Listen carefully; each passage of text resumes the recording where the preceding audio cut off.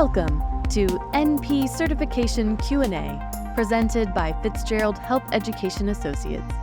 This podcast is for NP students studying to pass their NP certification exam. Getting to the correct test answers means breaking down the exam questions themselves. Expert Fitzgerald faculty clinicians share their knowledge and experience to help you dissect the anatomy of a test question so you can better understand how to arrive at the correct test answer. So, if you're ready, let's jump right in. Which of the following scenarios should prompt a psychiatric mental health nurse practitioner to self-reflect on the potential impact of countertransference on the patient-provider relationship? The patient-provider relationship and countertransference. Which scenario should prompt you, the NP, to reflect on that? The NP A gives gifts to a patient after several appointments. B, the NP shares several attributes with the patient's spouse. C, the NP is very firm with respect to boundary setting. Or D, the NP refuses to prescribe controlled substances. So again, pay specific attention to what is being asked of you. This is a question about countertransference and what prompts you, the NP, to self-reflect. And this is something that we always need to be aware of. This is an ongoing part of our professional growth and development. I suppose it could happen in any aspect of healthcare, in any specialty, but in mental health, we are particularly tasked with ongoing self-reflection and being aware of it. Remember that countertransference speaks to how we may project feelings from our relationships with someone else in our lives onto our patients. It's obviously it's not intentional, it's not purposeful. And when we identify it, sometimes it can actually be beneficial, but we do always have to be on the lookout for that happening and then identify whether or not it is a problem in the patient-provider relationship or it's helpful. Transference is the flip side, of course. Transference is the fact that the patient may project onto us, the NP, relationships or feelings from relationships and other aspects of their lives. And this is not at all unusual because patients aren't expected to be reflecting and self-aware and things like that. So unfortunately, patients will sometimes they will be connected to an NP that reminds them of someone in their life with whom they did not have a good interaction, a good relationship, and they don't have good feelings about it.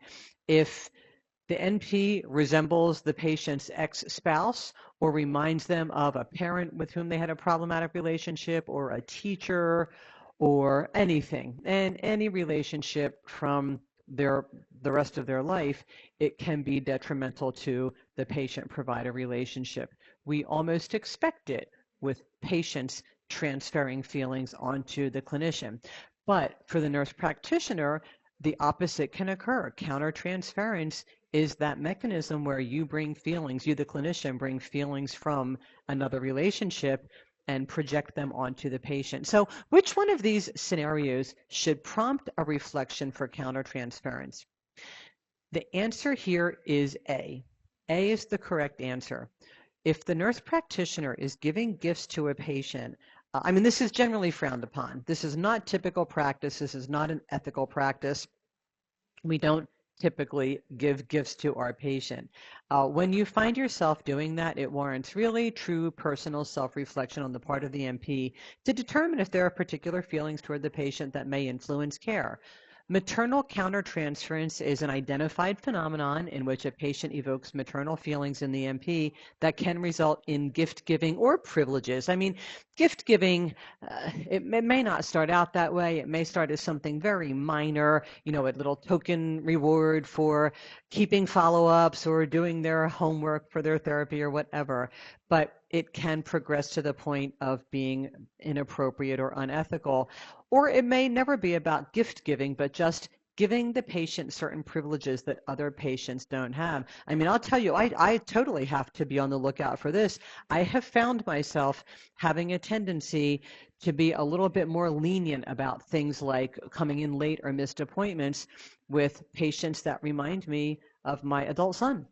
And you don't start out that way, didn't mean for it, But I remember one time thinking, geez, I never let anybody do that. What's up? And then I realized that this patient just shared general attributes like age with my son and just manner of speaking and things like that. And that's exactly what we're talking about here. That's not to say that you must terminate the relationship. You need to self-reflect. Is this something that you can control and correct for? Is it something that can be used to the patient's advantage?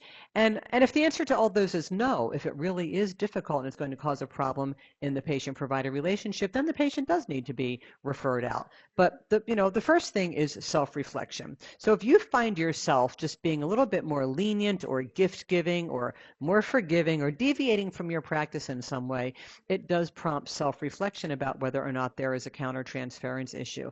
B is not correct. When the NP shares characteristics with the patient's spouse, there is actually more of a concern for transference rather than countertransference. If you look like the patient's spouse or you share characteristics with the patient's spouse, the concern is, will they project their feelings toward their spouse onto you, the NP.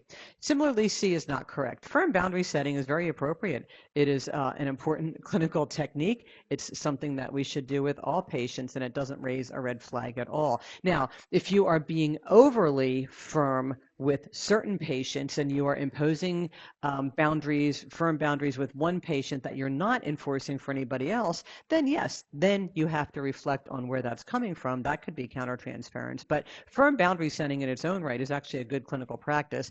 And finally, D is not correct. Refusal to prescribe controlled substances, it's not unusual in the current clinical climate. It doesn't necessarily suggest any countertransference. Now, again, if you find that just with a particular patient, you refuse to prescribe a controlled substance when you might prescribe the same substance for the same diagnosis in any other patient, well then yes, you have to go back and reflect on why you won't do it for this patient. Maybe there is a countertransference phenomenon, but just a policy of not prescribing controlled substances, that in its own right doesn't suggest countertransference. In fact, that is the way many people construct their practices these days.